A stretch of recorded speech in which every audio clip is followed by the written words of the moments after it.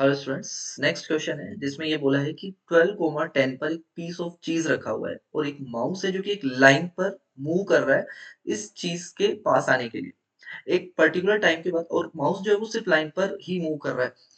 एक particular time के बाद ऐसा होगा कि वो जो माउस होगा वो उस पीस ऑफ चीज के सबसे नजदीक होगा। उसके बाद वो लाइन पर अगर आगे बढ़ेगा तो उस पीस ऑफ चीज से दूर होता हुआ जाएगा। तो हमें ये बताना है कि जिस टाइम वो उस पॉइंट के या उस चीज के सबसे नजदीक है, तो उस लाइन पर वो कौन से पॉइंट पर खड़ा हुआ है उसके कोऑर्डिनेट्स हमें बताने हैं। ठीक है, तो मान लिया पॉइंट पी 12, 10 यहाँ है जिस पर पीस ऑफ चीज रखा हुआ है और जो माउस है वो इस लाइन पर मूव कर रहा है। और स्टार्ट कहाँ से हो रहा है वो 4, -2 पॉइंट से। 4, -2 से इस लाइन का इक्वेशन भी हमें गिवन है y is equal to -5x + 18। अब माउस क्या कर रहा है, यहाँ से स्टार्ट हो रहा है और इसके नजदीक जा रहा है, पीस के नजदीक। तो जाता जाएगा, एक टाइम ऐसा आएगा जब वो इसके सबसे नजदीक होगा। तो जिस पॉइंट पर वो सबसे नजदीक होगा उस पॉइंट के कोऑर्डिनेट्स हमें बताने हैं। तो पहली बात तो हमें ये समझना पड़ेगा कि किस पॉइंट पे वो सबसे नजदीक होगा। पॉइंट पी से सबसे नजदीक होगा। तो मेरे ख्याल से पॉइंट पी से वो सबसे नजदीक होगा परपेंडिकुलर डिस्टेंस पर। पॉइंट पी से जो परपेंडिकुलर डिस्टेंस होगी इस लाइन पर, उसी पॉइंट पर उसके सबसे नजदीक होगा, मतलब यहाँ कहीं। ये पॉइंट के कोऑर्डिनेट्स हमें निकालने हैं। ये हमारा टास्क है। क्योंकि जैसे ही वो इस पॉइंट से आगे जाएगा माउस, वो अगेन इस पी से दूर होता जाएगा, क्योंकि perpendicular distance is always minimum. तो ठीक है, माउस इधर आया आया आया, यहाँ तक आया, मान लिया पॉइंट क्यू तक आया, जहां पर इसका डिस्टेंस सबसे मिनिमम है, परपेंडिकुलर डिस्टेंस। तो इस क्यू के कोऑर्डिनेट्स हमें निकालने हैं और वो इसमें दिया हुआ है a, b। ठीक है। अब क्यू क्या है, पॉइंट पी से डाला गया फुट ऑफ परपेंडिकुलर है इस गिवन लाइन पर। तो फुट ऑफ परपेंडिकुलर के कोऑर्डिनेट्स हम लोग कैसे निकालते हैं। तो लाइन हमें दी हुई है, क्या है equation, 5x + y - 18 is equal to 0। और पॉइंट पी है हमारे पास 12, 10। तो ये काम कर रहा है हमारा x1 y1 जो कि गिवन पॉइंट है। गिवन पॉइंट का इस लाइन के ऊपर हमें निकालना है फुट ऑफ परपेंडिकुलर।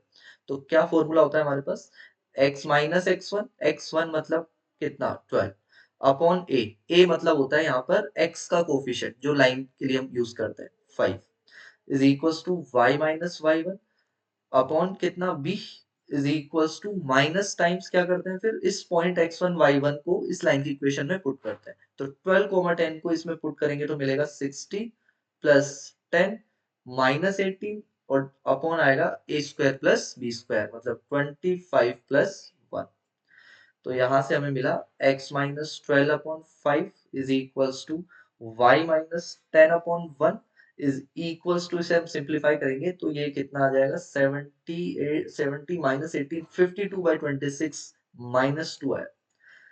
ठीक है, तो x हमें कितना मिला, कैसे सोल्व करेंगे, इसको सबसे पहले इसके बराबर रखेंगे तो हमें x मिलेगा। फिर इस वाली टर्म को इसके बराबर रखेंगे तो y मिलेगा। तो ये जो x और y हमें मिल रहा है, ये मिल रहा है पॉइंट q के x और y कोऑर्डिनेट्स। तो ये हो जाएगा हमारे पास 2 और y का वैल्यू आ जाएगा यहाँ से 8। तो इसका मतलब q के कोऑर्डिनेट्स जो कि a, b है वो कितने आ गए अब, 2, 8। और हमसे क्या पूछा है, देयरफॉर a + b कितना हो जाएगा, 10। a + b हो गया 10। तो ये इसका आंसर है ऑप्शन नंबर बी। तो ये इसको करने का तरीका हुआ। दूसरा क्या तरीका इसको करने का, जिस कॉन्सेप्ट से ये जो फॉर्मूला निकल के आया है x - x1/a वाला, उस कॉन्सेप्ट का यूज करके भी हम इसे सिंप्लीफाई कर सकते हैं। क्या कॉन्सेप्ट है वो, तो देखो, हमें पॉइंट Q के कोऑर्डिनेट्स निकालने हैं, a, b। तो मुझे a और b में दो रिलेशन चाहिए होंगे। तो पहला रिलेशन तो कहाँ से आएगा कि a, b जो पॉइंट है वो इस लाइन की इक्वेशन को सेटिस्फाई कर रहा है।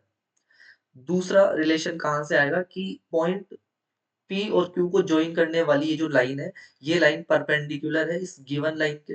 तो दोनों की स्लोप का प्रोडक्ट -1। दूसरा रिलेशन भी यहाँ से मिल जाएगा। तो मेथड सेकंड हम लोग लिख सकते हैं, ए और बी को फाइंड करने के लिए दूसरा तरीका, कि सबसे पहले तो ए बी इस लाइन की इक्वेशन को सेटिस्फाई कर रहा है, तो यहाँ से आया 5a + b - 18 is equal to 0, equation number 1। दूसरा कंडीशन क्या लगाएंगे कि स्लोप ऑफ पी क्यू और स्लोप ऑफ गिवन लाइन दोनों का प्रोडक्ट कितना आना चाहिए, -1, क्योंकि परपेंडिकुलर है। पी क्यू का स्लोप, तो यहाँ से हम लोग स्लोप निकालेंगे तो कितना आएगा, y - y1 upon x - x1। तो b minus 10 upon a minus 12, ये तो आया पी क्यू का स्लोप। लाइन एल का स्लोप तो गिवन है -5, और ये किसके बराबर है, -1 के बराबर। तो सिंप्लीफाई करेंगे तो आएगा 5b plus -50 is equals to a minus 12। तो यहां से मिला हमें a minus 5b, a minus 5b, और ये हो जाएगा +38 इज इक्वल्स टू 0।